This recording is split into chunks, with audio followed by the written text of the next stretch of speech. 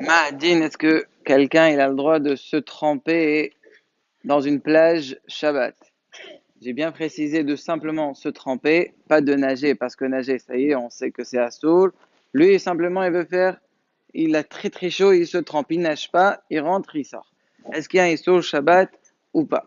Ce sujet, il a été traité dans le Shulchan Aruch, dans le Siman Shin Kaf Waw Saif Zain, et le maqor de cette halakha, il est dans Masechet Shabbat Daf Kuf Mem Aleph.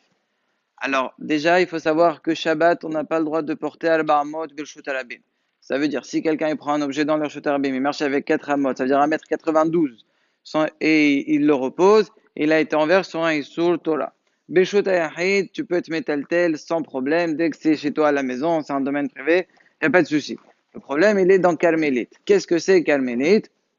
C'est un reshoot qui est entre le shoot yahid et le shoot al-abim. Ça veut dire que Minatora, il n'y a pas de problème de porter là-bas, mais Midera Banane, c'est assourd de porter là-bas. Et le Yam, la mer, ou le Nahar, le fleuve, il a un din de carmélite. Parce que d'un côté, il n'a pas les caractéristiques de le shoot al-abim, mais d'un autre côté, c'est pas privé, c'est public. Donc n'importe qui veut rentrer, il peut.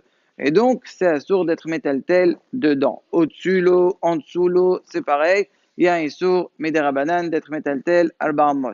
Selon le Rif et le Roche, c'est même pas hot, mais Arba'amot. C'est plus hamour que le Rosh Arabim. Mais le premier Gadim, il dit que quand même, il y a beaucoup de postrim qui disent que moins qu'Arba'amot, c'est motard. Et c'est comme ça qu'on est noquet la maasé. Alors maintenant, venons à notre sujet. Lorsqu'il se trempe, qu'est-ce qui va se passer?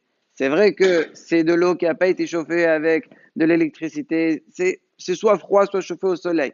Et c'est bakara, donc medin rechitza, il n'y a pas gzerat melchassot. Ça ressemble à Hamé Tveria, que c'est moutard quand ils sont bakara. C'est sûr que quand ils sont bakili, comme l'histoire du Dutchemesh qu'on avait parlé avant. Mais là, ils sont bakara, donc a priori, medin rechitza, il n'y a pas de problème.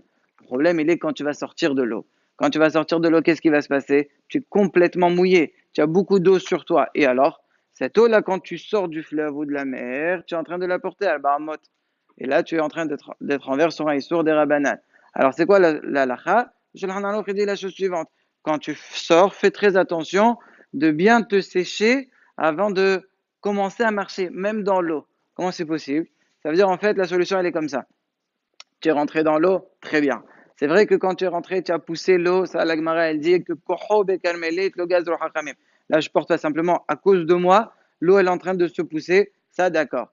Le problème, c'est que l'eau qui est sur toi quand tu sors, tu sais, qu'est-ce que tu dois faire?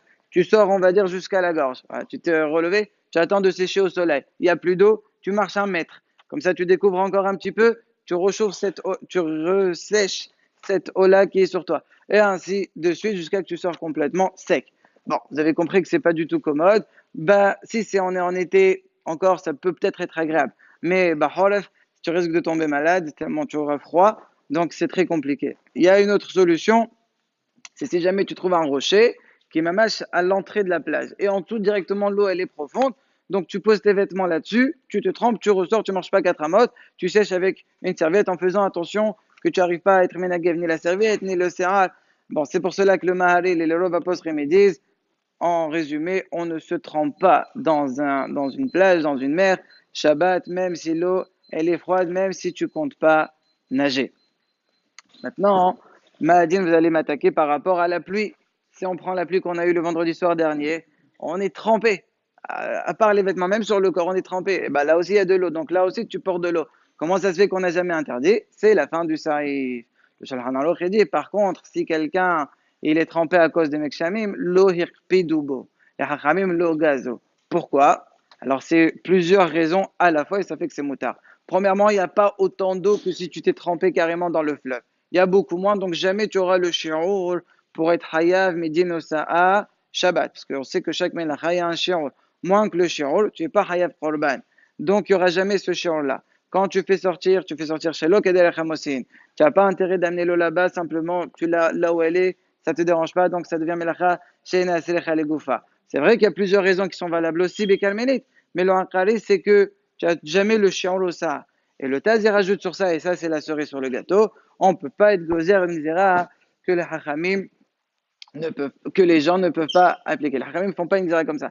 Les gens, tu ne peux pas leur dire ne sortez pas de votre maison parce qu'il pleut. Ou bien une fois qu'il est dehors, tu lui dis ça y est, il pleut, maintenant tu arrêtes de marcher. C'est quelque chose qui ne peut pas être appliqué par le monde. Et comme c'est quoi, ils sont des rabanan le maximum, puisque c'est chez l'Okeder, donc ça devient Gzela Shenet pour les Cholamodba, les Hachamim le Gazo. Par contre, dans le Nahar et la mer, on peut très bien dire au Khal, ne vous trempez pas dans le Nahar, ne vous trempez pas dans la mer. Donc ça, bien sûr qu'il Cholim la Ramod, et donc c'est pour cela que là-bas c'est assourd et dans la pluie ça reste moutar.